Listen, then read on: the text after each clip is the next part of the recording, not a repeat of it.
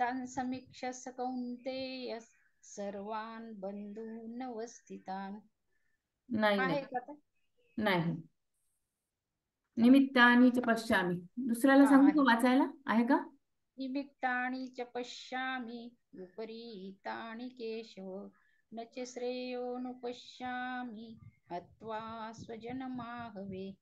हे केशवा, मी शकूनही विपरीतच पाहत आहे आणि युद्धामध्ये स्वजनांना मारून कल्याणही लाभ पाहत नाही. व्याख्या. निमित्तानीच पश्यामी विपरीत आणि केशव.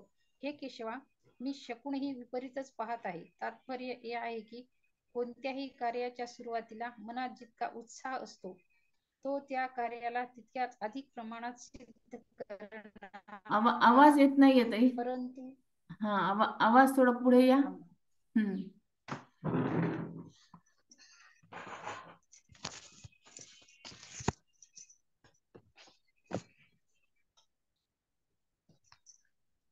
हे केशवा, हम्म. मी शकून ही विपरीतच पाहत आहे. तात्पर्य हे आहे की कोणत्याही कार्याच्या सुरुवातीला जितका उत्साह असतो तो त्या कार्याला तितक्या अधिक प्रमाणात सिद्ध करणारा असतो. परंतु जर कार्याच्या आरंभीच उत्साह भंग झाला, मनात संकल्प विकल्प योग्य नसले तर त्या कार्याचा परिणामही चांगला होत नाही. याच भावनेने अर्जुन म्हणतात की यावेळी माझ्या शरीराच्या अवयवामध्ये शैथिल्य येणे, कंप होणे, मुखाला कोरड पडणे इत्यादी जी लक्षणे दिसत आहेत हे वैयक्तिक शकूनही योग्य दिसत नाहीत. याशिवाय आकाशातून उल्कापात होणे, लागणे, भूकंप होणे, पशुपक्ष्यांनी शब्द उच्चारणे, चंद्रावरील काळे डाग मिटल्यासारखे होणे, ढगांमधून रक्तांचा पाऊस पडणे इत्यादी पूर्वी जे शकुन झाले ते योग्य झाले नाही. अशा प्रकारे आताचे व पूर्वीचे शकुन पाहिले तर मला हे दोन्ही शकुन विपरीत अर्थात भविष्यकाळी सुखद दिसत आहेत. नाही ताई, आज जसे आवाज बरोबर नाहीये. हे ऐकू येईना प्रॉपर. न च श्रेयोनुपश्यामि हत्वा स्वजनमाहवे. युद्धामध्ये आपल्या कुटुंबियांना मारून आम्हाला काही लाभ होईल असेही नाही.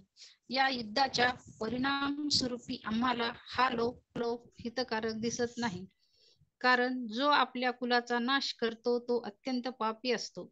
म्हणून कुलाचा नाश केल्याने आम्हाला पापच लागेल, ज्यामुळे नरकाची प्राप्ती होईल. ह्या श्लोकामध्ये निमित्तानी पश्यामी आणि श्रेय अनुपश्यामी या दोन वाक्यांनी अर्जुन ही सांगू इच्छितात, मी शकुनांचा आणि स्वतःचा विचार केला तर मला ह्या दोन्ही रीतीने युद्धाचा आरंभ आणि परिणाम आम्ही आणि संपूर्ण संसारासाठी हितकारक दिसत नाही.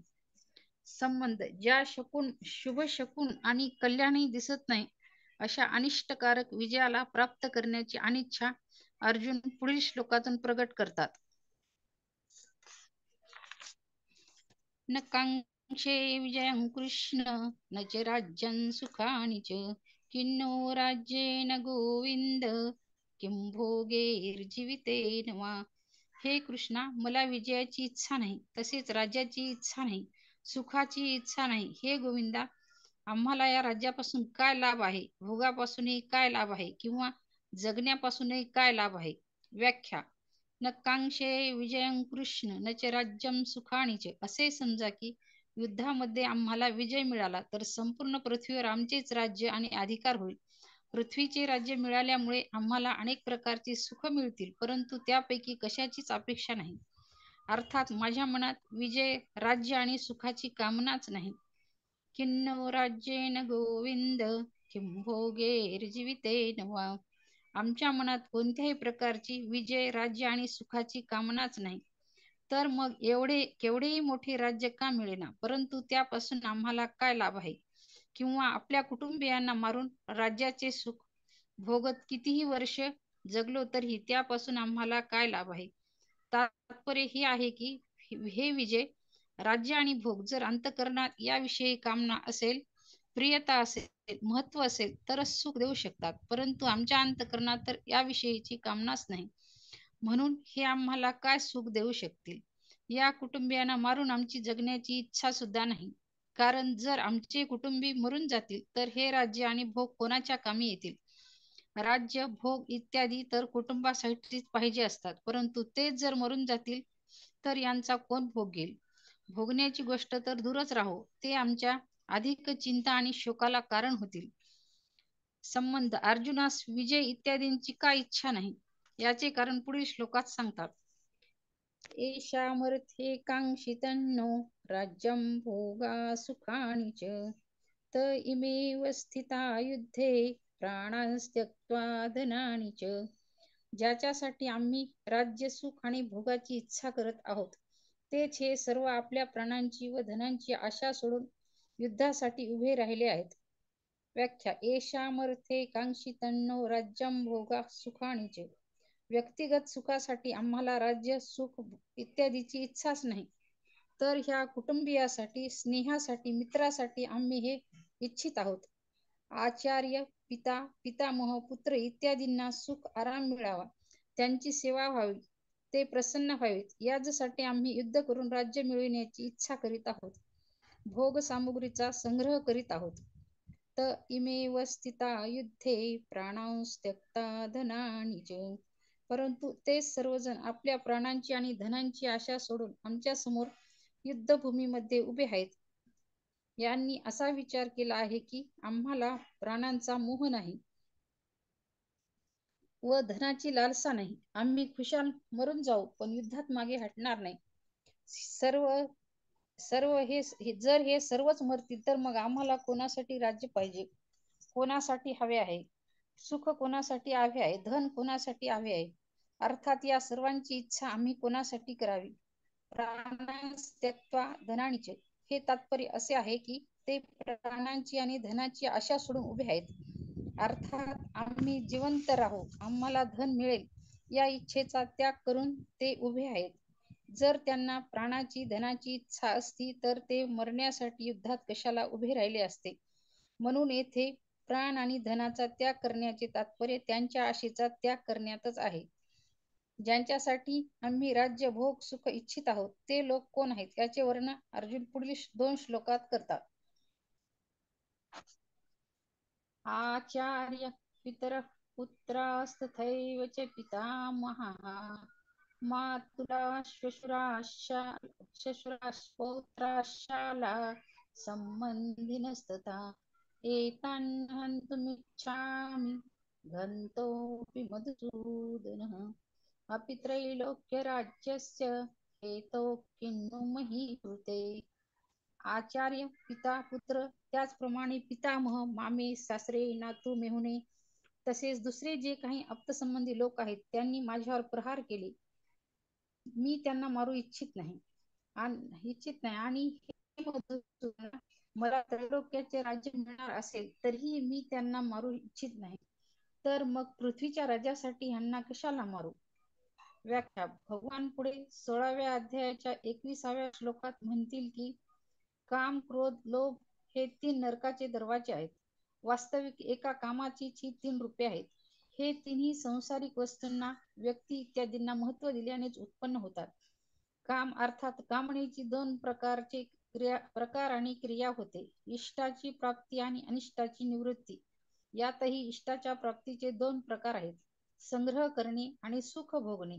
संग्रहाच्या इच्छेचे नाव लोभ आहे आणि सुखभोगाच्या इच्छेचे नाव काम आहे. अनिष्टाच्या निवृत्तीत बाधा आली तर क्रोध निर्माण होतो, अर्थात भोगाच्या संग्रहाच्या प्राप्तीमध्ये बाधा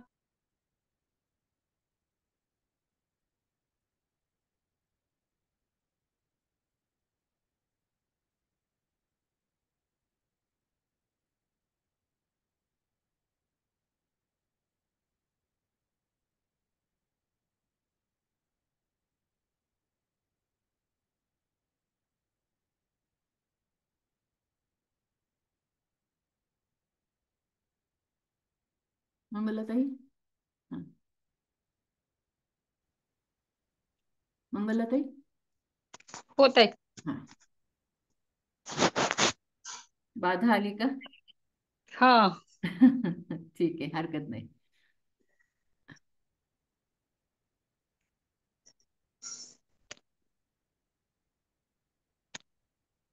करा, कंटिन्यू करा. होत आहे.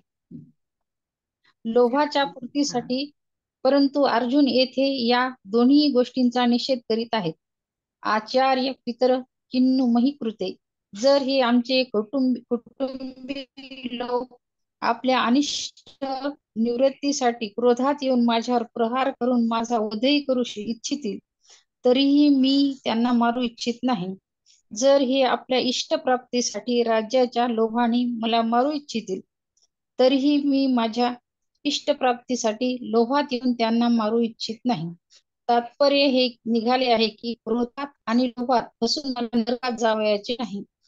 या ठिकाणी 2 वेळ अपी पदाचा प्रयोग करण्यात अर्जुनाचा असा आशय आहे की मी त्यांच्या स्वार्थात बाधाच करणार नाही, तर हे मला मारतीलच कशाला. पण असे समजा की पूर्वी यांनी आमच्या स्वार्थात बाधा आणली आहे, अशा विचाराने ते माझ्या शरीराचा नाश करण्यास प्रवृत्त झाले, तरीही घंतोपी मी त्यांना मारू इच्छित नाही. दुसरी गोष्ट, यांना मारल्याने मला त्रैलोक्याचे राज्य मिळत असेल, ही तर अशक्य गोष्ट आहे. पण समजा यांना मारल्याने मला त्रैलोक्य राज्य मिळणार असेल, तरीही मी यांना मारू इच्छित नाही. मधुसूदन म्हणतात, या संबोधनाचे तात्पर्य असे आहे की आपण जर दैत्याला मारणारे आहात, पण हे द्रोणाचार्य भीष्माचार्य दैत्य थोडेच आहेत की मी त्यांना मारण्याची इच्छा करू. हे तर आमचे अत्यंत जवळचे महत्वाचे नातलग आहेत. आचार्य या कुटुंबियामध्ये ज्या द्रोणाचार्य इत्यादीशी आमचा विद्येचा हिताचा संबंध आहे, अशा पूज्य आचार्यांची मी सेवा करावी की त्यांच्याशी लढावे. आचार्यांच्या चरणावर तर आपण आपल्याला आपल्या प्राणालाही समर्पित कराव्यास पाहिजे. हेच आमच्यासाठी उचित आहे. पितर शरीराच्या संबंधात जे पितालोक आहेत, त्यांचे तर रूप हे आमचे शरीर आहे. शरीर आणि आम्ही त्यांचे स्वरूप असताना आम्ही क्रोध किंवा लोभाच्या भरात आपल्या पितृस्वरूप असलेल्या यांना कसे मारावे. पुत्र हा आमचे आणि आमच्या भावाचे जे पुत्र आहेत ते सर्वथा पालन करण्यायोग्य आहेत. त्यांनी आमच्या विपरीत जरी कोणतीही क्रिया केली तरी त्यांचे पालन करणे हाच आमचा धर्म आहे. पितामहा तसे जे पितामह आहेत ते तर आमच्या पिताजींचे पूज्य आहेत, तर आमच्यासाठी तर परमपूज्य आहेतच. ते आम्हाला शिक्षा करू शकतात आणि आम्हाला मारू शकतात, परंतु आमची अशी वागणूक असली पाहिजे की त्यांना आमच्याकडून यत्किंचित दुःख होता कामा नये, कष्ट होता कामा नये, तर त्यांना सुख व्हावे, आराम मिळावा, त्यांची सेवा व्हावी. तुला आमचे जे मामा आहेत ते आमच्या पालन पोषण करणाऱ्या मातांचे भाऊ आहेत, म्हणून मातेप्रमाणेच ते पूज्य वाटाव्यास पाहिजे.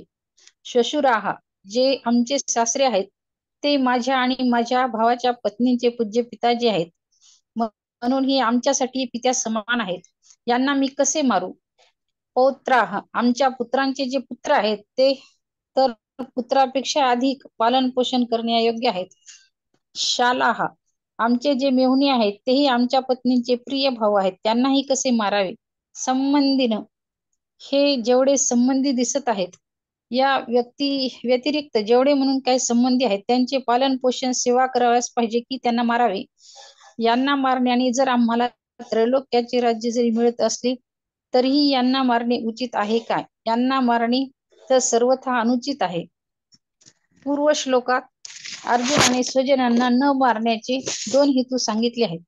आता परिणामाच्या दृष्टीने सुद्धा स्वजनांना न मारणे सिद्ध करतात. ताई पुढचा घ्यायचा का 36वा? नाही, आपण उद्या घेऊया ताई. हा बस. जय श्री कृष्ण. जय श्री कृष्ण. कृष्ण अर्पण. एकंदरीत काय तर सुरुवातीला त्यांनी काय सांगितलं, अर्जुनाच्या मनाची अवस्था सांगितली की कशी होती अवस्था, की हे सगळे माझे स्वजनच आहेत म्हणून.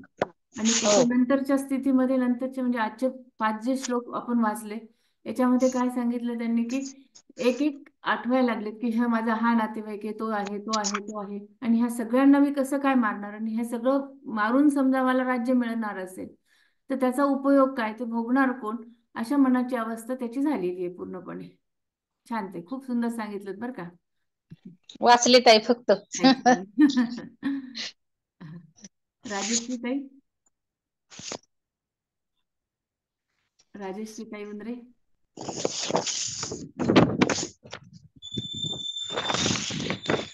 आज दिसतंय का ताई? तुम्ही नाही दिसत आहात अजून तरी. आवाज येतोय का? हो, आवाज येतोय. एक मिनिट मी पाहते. दिसतोय का आता? हो म्हणू का? हो, म्हणा ते म्हणा. ताई मी एक बाहेरून म्हणणार आहे. हा, हे काय झालेलं आहे, सगळे लोक पैसा पैसा त्याच्या बर व्यतिरिक्त काही सुधरत नाही. त्याला माणसं ओळखवायला येत नाहीत पैशा पुढे, आणि देवाचं तर असं तसं झालेलं आहे. तर त्यातून काय अर्थ सगळ्यांनी घ्यायचं ते घ्यायचं. नेहमीच म्हणतो फुरसत नाही, देव धर्म सत्कर्माला. नेहमीच म्हणतो फुरसत नाही, देव धर्म सत्कार्याला. तिथं काय सांगशील देवाला, हो तिथं काय सांगशील देवाला. तिथं काय सांगशील देवाला, हो हो तिथं काय सांगशील देवाला. हो. कवडी कवडी धन हे जोडी, बांधून ठेवली महाल माडी.